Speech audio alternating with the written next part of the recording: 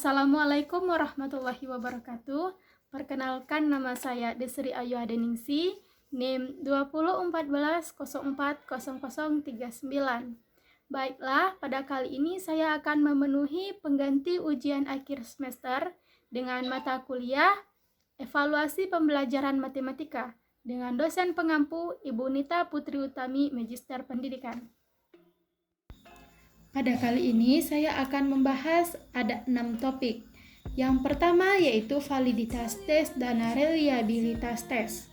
Yang kedua yaitu analisis tes yang terdiri dari indeks kesukaran, daya pembeda, validitas, dan reliabilitas. Yang ketiga yaitu pengembangan alat evaluasi aspek sikap. Yang keempat, langkah-langkah pengembangan alat evaluasi aspek keterampilan. Yang kelima, men-skor dan menilai. Penilaian dengan norma referensi dan kriterium referensi serta menentukan batas lulus. Dan yang keenam atau yang terakhir yaitu tindak lanjut hasil evaluasi. Semua ini akan saya kupas satu persatu, jadi teman-teman stay video ya. Yang pertama yaitu pengertian dari validitas tes. Validitas berasal dari kata validity dalam bahasa Inggris, yang berarti sejauh mana ketepatan dan kecermatan suatu alat ukur dalam melakukan fungsi ukurnya. Sedangkan validitas tes merupakan suatu ukuran yang menunjukkan kevalidan atau kesahihan suatu tes. Validitas suatu tes berhubungan dengan tingkat akurasi tes tersebut. Tes dikatakan valid jika tes tersebut dapat digunakan untuk mengukur apa yang hendak diukur. Konsep validitas tes dapat dibedakan menjadi 3 macam. Yang pertama yaitu validitas isi. Yang kedua, validitas konstruk. Yang ketiga, validitas empiris atau juga disebut dengan validitas kriteria. Untuk yang pertama, yaitu validitas isi, tes dianggap valid apabila butir-butir tes itu mencerminkan keseluruhan konten atau materi yang diujikan, atau yang seharusnya dikuasai secara proporsional. Validitas isi mendasarkan pada analisis logika, tidak merupakan suatu koefisien validitas yang dihitung secara statistika. Yang kedua yaitu validitas konstruk, yaitu validitas yang mempermasalahkan seberapa jauh butir-butir tes mampu mengukur apa yang benar-benar hendak diukur, sesuai dengan konsep khusus atau definisi konseptual yang telah diterapkan. Yang ketiga yaitu validitas empiris atau validitas kriteria. Merupakan validitas berdasarkan kriteria, baik kriteria internal maupun kriteria eksternal.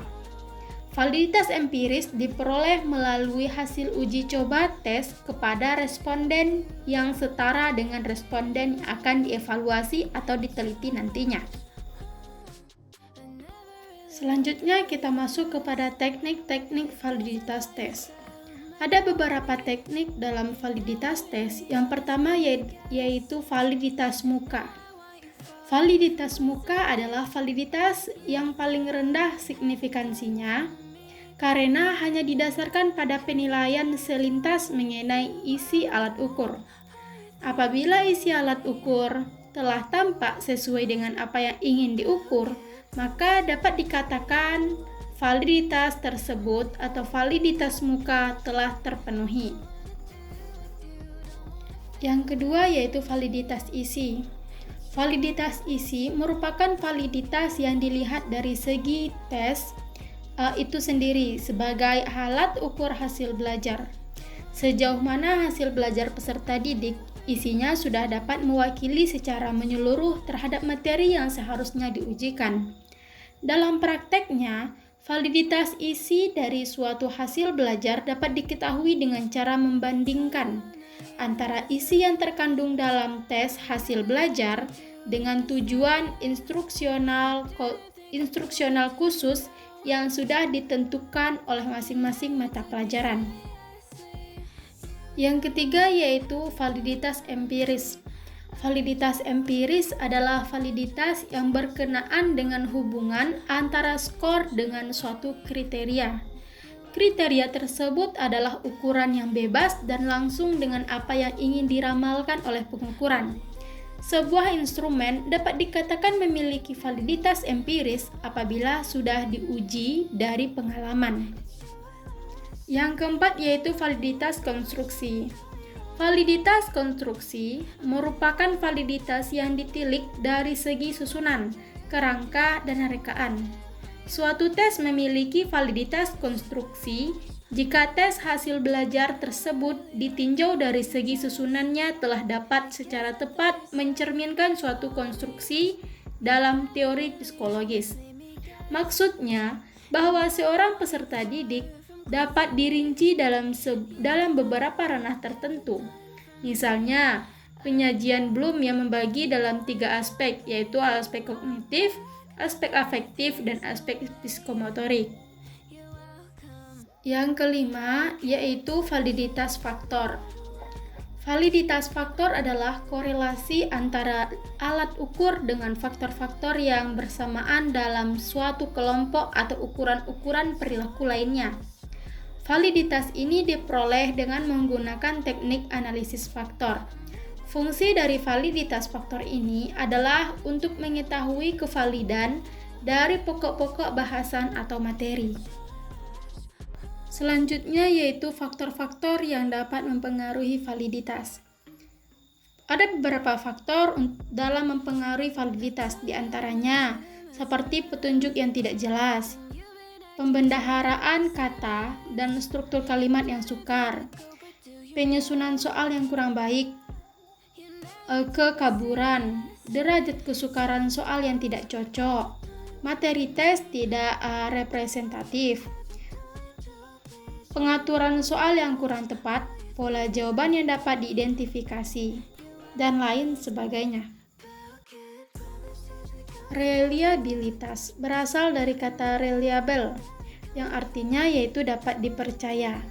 Reliabilitas juga dapat diartikan sebagai sejauh mana pengukuran dapat dipercaya, atau reliabilitas menunjukkan sejauh mana hasil pengukuran dengan alat tersebut dapat dipercaya. Hasil pengukuran harus reliabel dalam artian harus memiliki tingkat konsistensi dan kemantapan. Dari beberapa pengertian di atas dapat disimpulkan bahwa reliabilitas tes merupakan suatu alat ukur yang digunakan untuk mengetahui konsistensi pengukuran tes yang hasilnya menunjukkan tetap, tidak berubah-ubah. Reliabilitas mengacu pada keajedan hasil evaluasi, yakni konsistensi skor tes dari masa ke masa. Selanjutnya yaitu teknik-teknik reliabilitas. Di sini ada 3 teknik. Yang teknik pertama yaitu reliabilitas tes ulang. Teknik reliabilitas tes ulang adalah derajat di mana skor tes tetap konsisten sepanjang masa, yang menunjukkan sebaran skor yang terjadi dari beberapa kegiatan ujian sebagai hasil dari kesalahan pengukuran. Reliabilitas ini biasanya menggunakan formula 20 atau KR20 dan formula 21 atau KR21. Dan yang kedua yaitu reliabilitas belah 2. Reliabilitas ini merupakan jenis reliabilitas yang didasarkan pada konsistensi internal dari suatu tes. Karena prosedur reliabilitas ini hanya memerlukan 1 kali ujian, maka sumber kesalahan pengukuran dapat dikurangi seperti perbedaan situasi dan kondisi ujian yang dapat terjadi pada perhitungan reliabilitas tes ulang. Yang ketiga yaitu reliabilitas koefisien alfa. Selanjutnya yaitu faktor-faktor yang mempengaruhi reliabilitas. Menurut Soekardi, koefisien reliabilitas dipengaruhi oleh waktu penyelenggaraan retest. Faktor-faktor lainnya yaitu panjang tes. Semakin panjang suatu tes evaluasi, semakin banyak jumlah item materi pembelajaran yang diukur. Yang kedua yaitu penyebaran skor. Semakin tinggi sebaran skor dalam kelompok siswa, maka semakin tinggi estimasi koefisien reliabel kesulitan tes dan objektivitas. Selanjutnya yaitu masuk kepada topik materi yang kedua, yaitu tentang analisis tes. Di mana pada analisis tes ini saya akan membahas tentang indeks kesukaran, daya pembeda, validitas, dan reliabilitas. Untuk yang pertama dibahas yaitu indeks kesukaran. Bilangan yang menunjukkan sukar dan mudahnya suatu soal disebut dengan indeks kesukaran. Besarnya indeks kesukaran yaitu antara 0,00 sampai 1,00. Indeks kesukaran ini menunjukkan taraf kesukaran soal. Soal dengan indeks kesukaran 0,00 menunjukkan kalau soal itu terlalu sukar. Begitupun sebaliknya. Jika indeks kesukarannya 1,0 menunjukkan bahwa soalnya terlalu mudah. Indeks kesukaran butir yang baik berkisar yaitu 0,3 hingga 0,7 dan yang paling baiknya yaitu 0,5. Dalam istilah evaluasi, indeks kesukaran ini diberi simbol yaitu P, singkatan dari proporsi. Dengan demikian, maka soal dengan P sama dengan 0,7 lebih mudah jika dibandingkan dengan P sama dengan 0,2. Sebaliknya, soal dengan P 0,3 lebih sukar daripada soal dengan P sama dengan 0,8. Untuk rumusan mencari indeks kesukaran, menurut Dario, yaitu indeks kesukaran atau disingkat dengan P sama dengan B per JS. Dengan B yaitu banyaknya siswa yang menjawab soal itu dengan betul atau dengan benar per JS. JS yaitu jumlah seluruh siswa peserta tes. Yang kedua yaitu daya pembeda. Daya pembeda soal yaitu kemampuan sesuatu soal untuk membedakan antara siswa yang berkemampuan tinggi dengan siswa yang berkemampuan rendah. Angka yang menunjukkan besarnya daya pembeda disebut dengan indeks diskriminasi atau disingkat dengan D besar. Dan nilainya berkisar antara 0,00 hingga 1,00. Pada daya pembeda ini berlaku tanda negatif yang digunakan jika sesuatu soal terbalik menunjukkan kualitas tes T, yaitu anak pandai disebut bodoh dan anak bodoh disebut pandai. Bagi suatu soal yang dapat dijawab benar oleh siswa kemampuan tinggi dan siswa kemampuan rendah, maka soal itu tidak baik karena tidak punya daya pembeda. Demikian juga jika semua kelompok bawah menjawab salah dan siswa kemampuan tinggi juga sama-sama menjawab salah, maka soal itu tidak mempunyai daya pembeda sama sekali. Jadi, cara menentukan daya pembeda yaitu dapat dikelompokkan antara kelompok kecil yang isinya kurang dari 100 orang dan dengan kelompok besar yang isinya lebih dari 100 orang. Untuk kelompok besar, mengingat biaya dan waktu menganalisis, maka untuk kelompok besar biasanya hanya diambil 2 kutub saja, yaitu 27% skor teratas sebagai kelompok atas dan 27% skor terbawah sebagai kelompok bawah. Untuk kelompok kecil, seluruh kelompok tes dibagi 2 sama besar, yaitu 50% kelompok atas dan 50% kelompok bawah. Seluruh pengikut tes dideretkan mulai dari skor teratas hingga skor terendah, lalu dibagi 2. Sehingga rumus untuk mencari daya pembeda yaitu BA dikurang BB per JA itu sama dengan D. D yaitu daya pembeda. BA yaitu Banyaknya peserta kelompok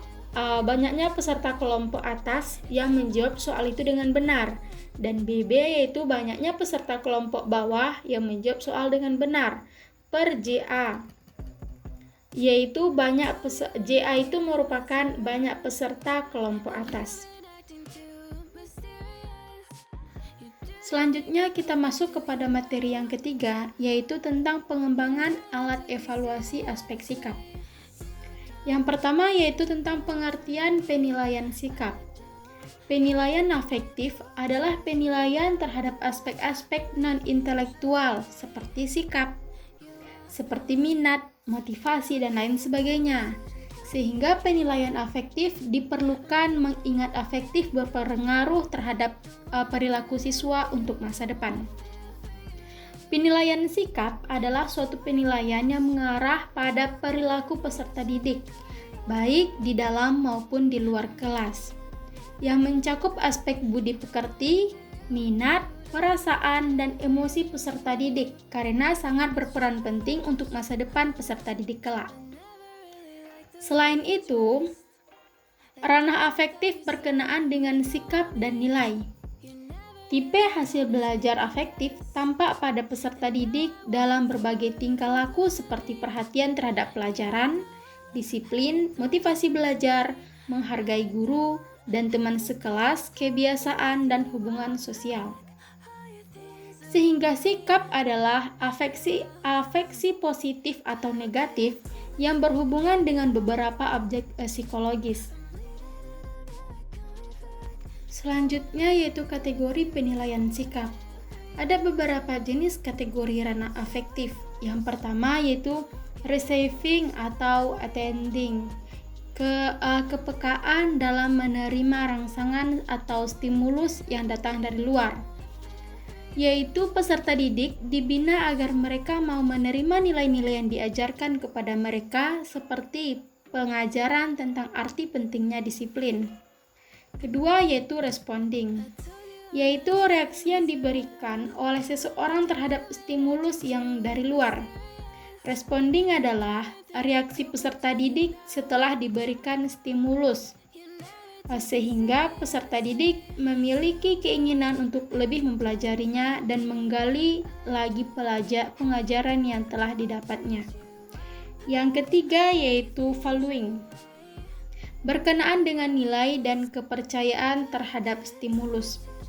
Pada tahap valuing ini, peserta didik mampu menilai baik atau buruk pengajaran yang telah didapat dan dampak apa yang ditimbulkan dari pengajaran tersebut. Yang kelima yaitu organisasi. Pengembangan nilai ke dalam satu sistem organisasi termasuk hubungan satu nilai dengan nilai yang lainnya. Pada tahap ini, peserta didik telah menerapkan apa yang telah didapat dalam kehidupan sehari-hari dan membentuk pola hidup peserta didik yang baik dan konsisten untuk jangka waktu yang lama. Yang kelima yaitu karakteristik nilai atau internalisasi nilai. Keterpaduan semua sistem nilai yang telah dimiliki seseorang yang mempengaruhi pola kepribadian dan tingkah lakunya. Tahap ini merupakan tahap akhir di mana peserta didik telah benar-benar menerapkan nilai-nilai pengajaran yang telah didapat ke dalam kehidupan sehari-hari dan dapat mengubah pola pikir dan tingkah laku dari yang kurang baik menjadi yang lebih baik. Selanjutnya yaitu skala pengukuran ranah afektif. Beberapa skala berdasarkan jenis hasil skala. Yang pertama yaitu skala nominal. Skala nominal pada objek dapat diperoleh dengan cara yang sebenarnya. Kelompok disebut mutually eksklusif jika setiap kelompok dapat disortir atau dikelompokkan hanya dalam satu kumpulan. Kelompok disebut exhaustive jika setiap objek dapat diklasifikasikan dalam sebuah kumpulan. Yang kedua yaitu skala ordinal. Skala ordinal pada objek dapat diperoleh dengan mengurutkan objek berdasarkan sifat-sifat tertentu. Objek-objek yang diurut dari yang lebih tinggi dilihat dari nilai skala yang tinggi. Yang ketiga yaitu skala penilaian. Skala penilaian biasanya sering digunakan untuk menghasilkan skala ordinal. Jenis rating skala melibatkan opini seseorang, kepercayaan, perasaan, atau sikap akan sesuatu. Yang keempat yaitu interval skales, yaitu melalui estimasi langsung, di mana responden diminta untuk memberikan angka atau nomor terhadap rangsangan stimulus atau perbedaan antara stimulus menurut beberapa penjelasan tertentu dari rangsangan. Yang kelima yaitu rasio skales. Rasio skala dapat diperoleh dengan menggunakan metode estimasi langsung. Responden diminta untuk memberikan nomor terhadap suatu rangsangan atau memberikan rasio dari rangsangan tersebut. Model yang cocok pada rasio scaling dapat diperiksa atau diestimasi dengan cara yang sama dengan yang dijelaskan untuk pembangunan skala ordinal menggunakan estimasi langsung. Selanjutnya yaitu langkah-langkah penilaian sikap. Ada beberapa langkah dalam penilaian sikap. Yang pertama yaitu sikap terhadap mata pelajaran. Siswa seharusnya memiliki sikap yang lebih baik pada suatu mata pelajaran yang pada akhir semester daripada ketika mata pelajaran tersebut diberikan pertama kali. Setidaknya siswa tidak memiliki sikap negatif terhadap mata pelajaran setelah pembelajaran berlangsung. Yang kedua yaitu sikap positif terhadap belajar. Siswa diharapkan memiliki sikap yang baik terhadap belajar. Siswa memiliki sikap positif terhadap belajar cenderung menjadi pembelajar masa depan. Sikap positif terhadap belajar berarti siswa menyadari pentingnya belajar. Dengan begitu, siswa dapat lebih giat dalam belajar. Yang ketiga yaitu sikap positif terhadap diri sendiri.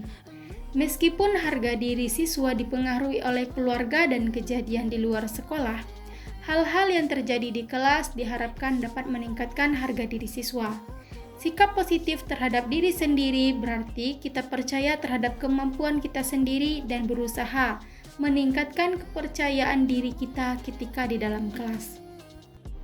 Yang keempat yaitu sikap positif terhadap perbedaan.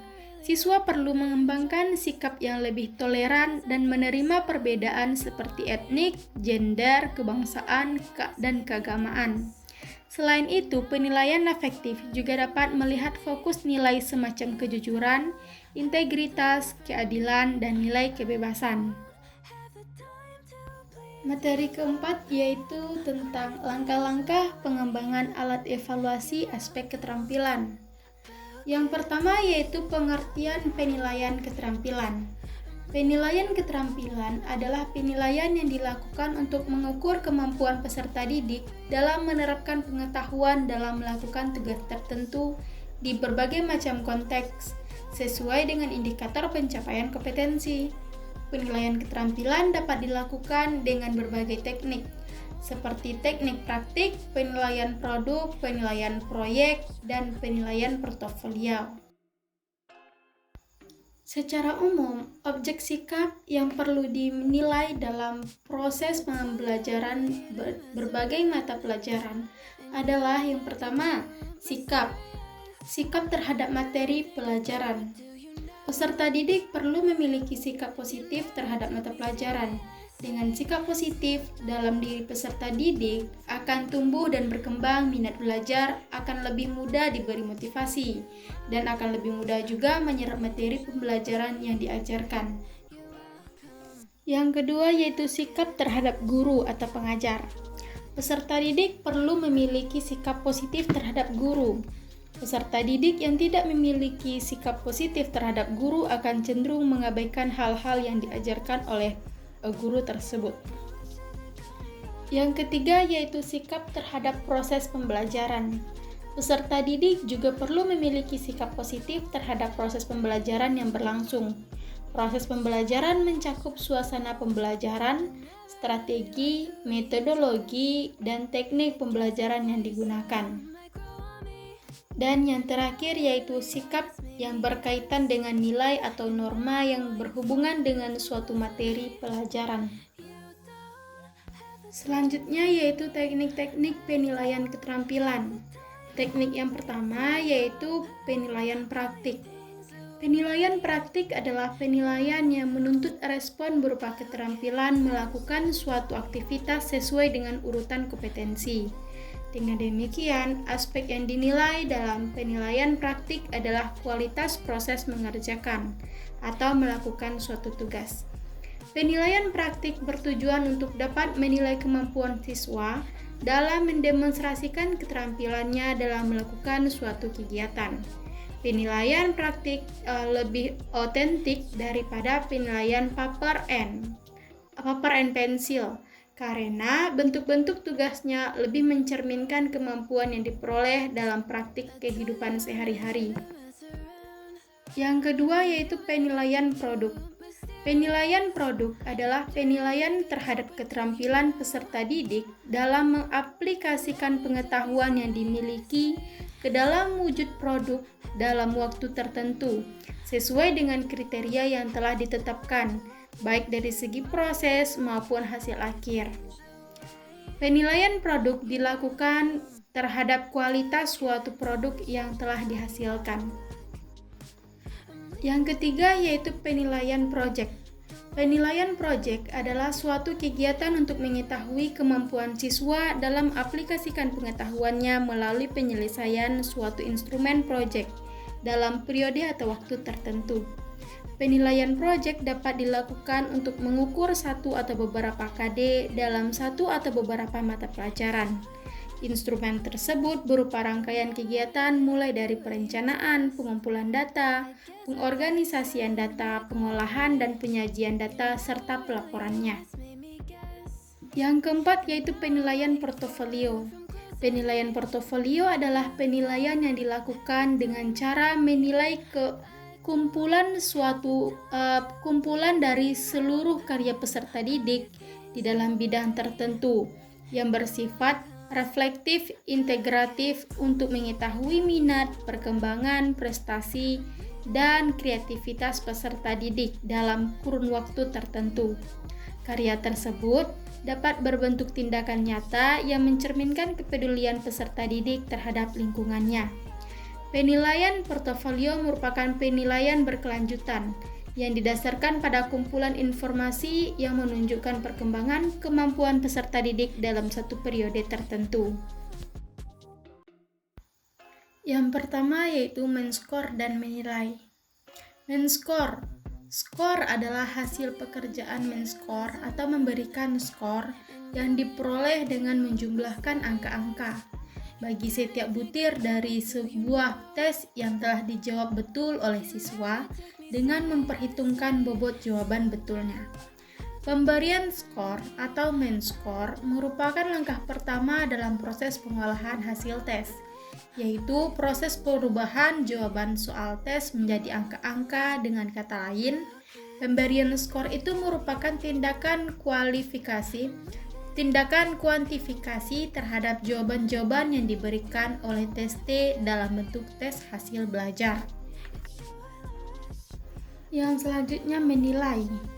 Nilai adalah angka ubahan dari skor dengan menggunakan acuan tertentu, serta disesuaikan pengaturannya dengan standar tertentu, maka nilai disebut dengan skor standar.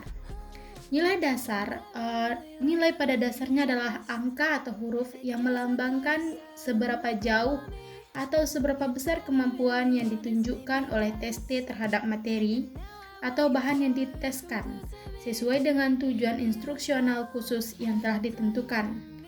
Nilai adalah skor hasil pengukuran menurut acuan dan skala tertentu. Jadi perbedaan nilai dan skor adalah hasil pekerjaan men-score yang diperoleh dengan menjumlahkan angka-angka bagi tiap soal tes yang dijawab betul oleh siswa. Sedangkan nilai adalah angka ubahan dari skor dengan menggunakan acuan tertentu, yaitu acuan normal atau acuan standar. Selanjutnya yaitu macam-macam skor. Yang pertama, skor yang diperoleh. Skor yang diperoleh adalah sejumlah bili yang dimiliki oleh tes T sebagai hasil mengerjakan tes. Sedangkan yang kedua yaitu skor sebenarnya, yaitu nilai hipotesis yang sangat tergantung pada perbedaan individu berkenaan dengan pengetahuan yang dimiliki secara tetap. Yang ketiga yaitu skor kesalahan. Skor kesalahan merupakan perbedaan antara skor yang diperoleh dengan skor yang sebenarnya.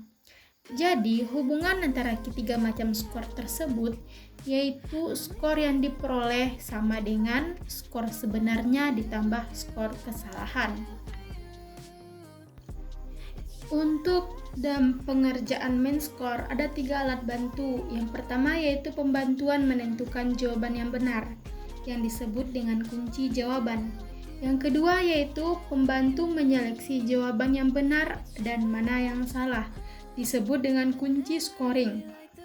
Dan yang ketiga yaitu membantu menentukan angka yang disebut dengan pedoman penilaian.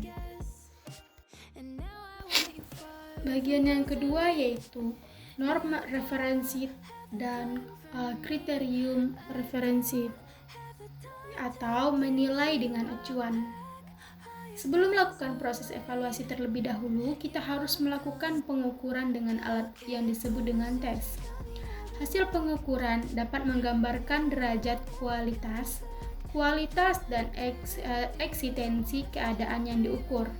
Namun demikian, hasil pengukuran ini belum memiliki makna sama sekali apabila belum dibandingkan dengan suatu acuan atau bahan perbandingan. Proses membandingkan inilah yang disebut dengan proses penilaian.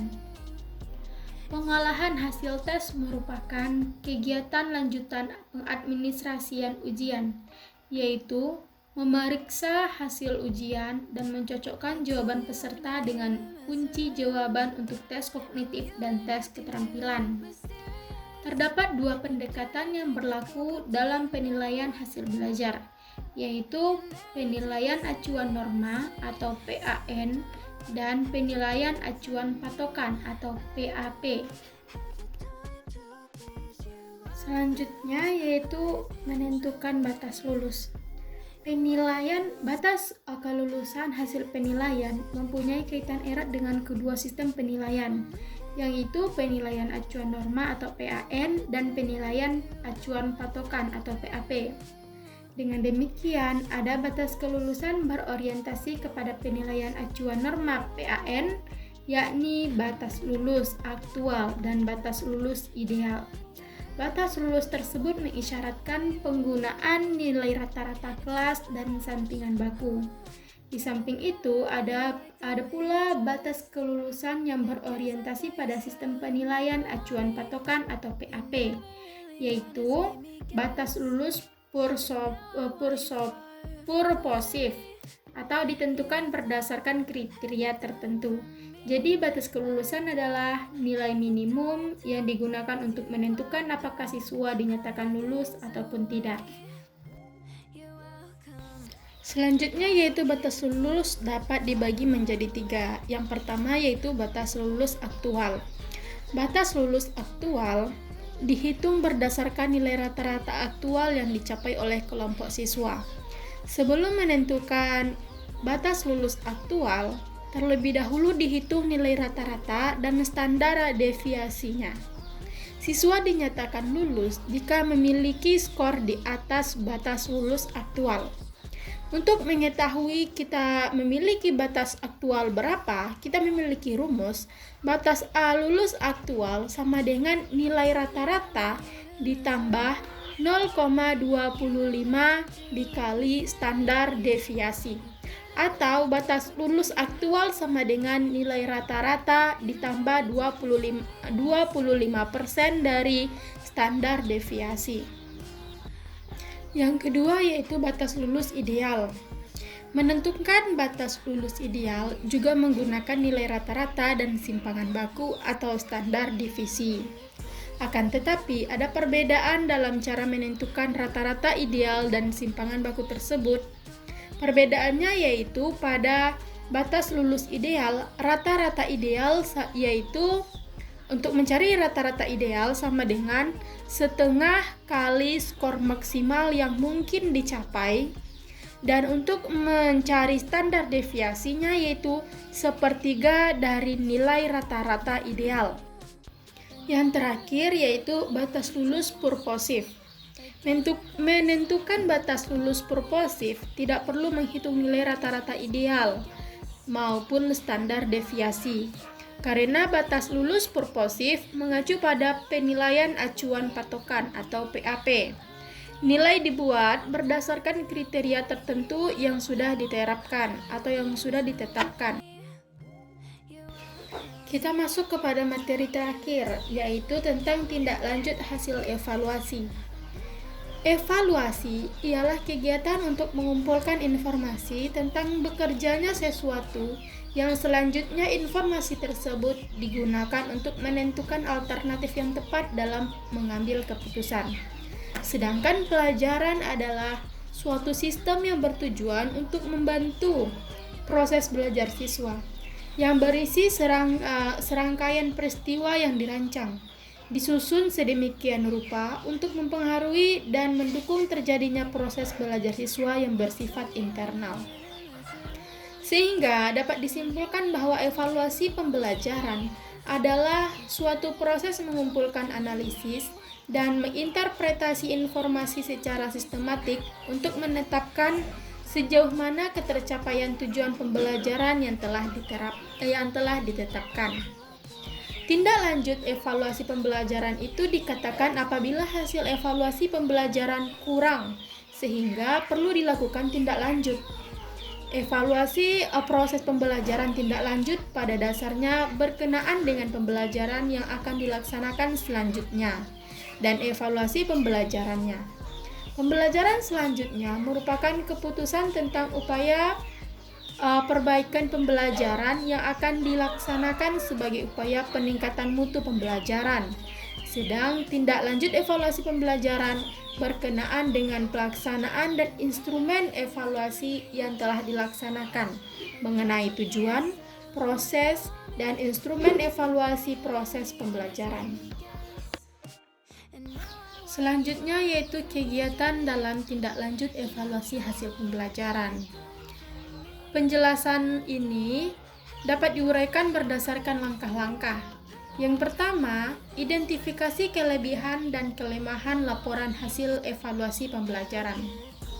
Laporan hasil pembelajaran perlu dilihat dan dipelajari oleh pengambil kebijakan pendidikan. Dengan melihat hasil laporan tersebut, maka dapat diidentifikasi apakah pembelajaran selama ini sudah sesuai dengan tujuan pembelajaran. Dengan mengetahui hasil laporan, maka kelemahan-kelemahan yang terjadi di dalam proses pembelajaran teridentifikasi secara baik. Yang kedua yaitu laporan hasil belajar. Laporan hasil belajar adalah suatu bentuk laporan yang berisi tentang data hasil penilaian belajar siswa, yang bertujuan untuk memperbaiki dan meningkatkan kualitas proses pembelajaran. Untuk itu diperlukan laporan pengembangan hasil belajar siswa untuk guru atau untuk sekolah, siswa dan orang tua, begitu pula untuk pakar pendidikan. Dengan demikian dapat diharapkan partisipasi semua pihak untuk meningkatkan guruan. Laporan hasil belajar siswa yang baik seharusnya mencakup aspek kognitif, aspek afektif, dan aspek psikomotorik. Namun demikian, tidak semua mata pelajaran menuntut laporan lengkap ketiga aspek tersebut. Informasi aspek afektif dan psikomotorik digunakan untuk mata pelajaran sesuai dengan tuntutan kompetensi dasar. Yang ketiga yaitu merancang program pembelajaran remedi atau perbaikan. Program pembelajaran remedi merupakan layanan pendidikan yang diberikan kepada peserta didik untuk memperbaiki prestasi belajarnya, sehingga mencapai kriteria ketuntasan yang ditetapkan. Program ini dilakukan setelah peserta didik mengikuti tes atau ujian kompetensi tertentu, tetapi peserta didik tersebut mendapatkan skor nilai di bawah standar minimal yang telah ditetapkan. dan program ini hanya dilakukan maksimal 2 kali. Apabila peserta yang sudah melakukan program remedial sebanyak 2 kali, namun nilainya masih di bawah standar minimum, maka penanganannya harus melibatkan orang tua atau wali murid. Yang keempat yaitu menyusun kisi-kisi. Kisi-kisi adalah suatu format yang menentukan informasi yang dapat dijadikan pedoman untuk menulis tes atau merakit tes. Dan pada intinya, kisi-kisi ini diperlukan sebelum seseorang menyusun suatu tes. Kisi-kisi merupakan suatu deskripsi mengenai ruang lingkup dan isi apa yang akan diujikan, serta memberikan perincian mengenai soal-soal yang diperlukan dan mengevaluasi. Yang kelima yaitu menganalisis hasil evaluasi. Agar dapat memanfaatkan hasil ujian secara efektif, perlu diadakan analisis terhadap hasil tes atau hasil ujian yang telah dilakukan oleh para siswa. Caranya yaitu dengan membuat tabel spesifikasi tentang yang mampu menunjukkan konsep atau subkonsep atau tema atau subtema kompetensi dasar, mana yang belum dikuasai siswa. Hal ini dapat terlihat bila butir-butir soal yang diujikan sudah dikelompokkan sesuai dengan penguasaan konsep dalam tiap indikator dan tiap kompetensi dasar yang hendak diukur. Analisis hendaknya dilaksanakan segera setelah data atau informasi terkumpul. Analisis berwujud deskripsi hasil evaluasi berkenaan dengan hasil belajar siswa, yaitu penguasaan kompetensi. Analisis didahului dengan langkah scoring sebagai tahapan penentuan capaian penguasaan kompetensi oleh setiap siswa. Pemberian scoring terhadap tugas atau pekerjaan siswa harus dilakukan segera setelah pelaksanaan pengumpulan data atau informasi dilaksanakan secara objektif. Untuk menjamin keobjektifan scoring, guru harus mengikuti pedoman scoring sesuai dengan jenis dan bentuk tes atau instrumen evaluasi yang digunakan. Selanjutnya yaitu mengetahui manfaat dari hasil evaluasi. Salah satu manfaat hasil evaluasi yaitu untuk memberikan umpan balik kepada semua pihak yang terlibat dalam pembelajaran, baik secara langsung maupun tidak langsung. Baik secara langsung, tertulis, ataupun demonstran. Dalam memberikan umpan balik, guru hendaknya memberikan kualitas pekerjaan peserta didik dan tidak membandingkannya dengan hasil pembelajar dan dengan hasil pekerjaan peserta didik yang lainnya. Hal itu dapat membentuk perasaan minder bagi peserta didik yang memiliki kemampuan kurang. Umpan balik sifatnya memberikan saran dan perbaikan, sehingga peserta didik termotivasi untuk memperbaiki dan meningkatkan kualitas proses belajar serta hasil pekerjaannya. Umpan balik ini bermanfaat untuk memotivasi peserta didik, maka harus difokuskan kepada kualitas pekerjaan peserta didik. Cara-cara yang spesifik di mana pekerjaan peserta didik dapat ditingkatkan. Selanjutnya yaitu peningkatan peserta didik yang harus dibandingkan dengan pekerjaan sebelumnya. Itulah 6 materi yang telah saya jabarkan untuk memenuhi pengganti ujian akhir semester mata pelajaran evaluasi pembelajaran matematika. Terima kasih telah menonton. Jika ada salah saya mohon maaf. Saya pamit undur diri. Bye-bye. Assalamualaikum warahmatullahi wabarakatuh.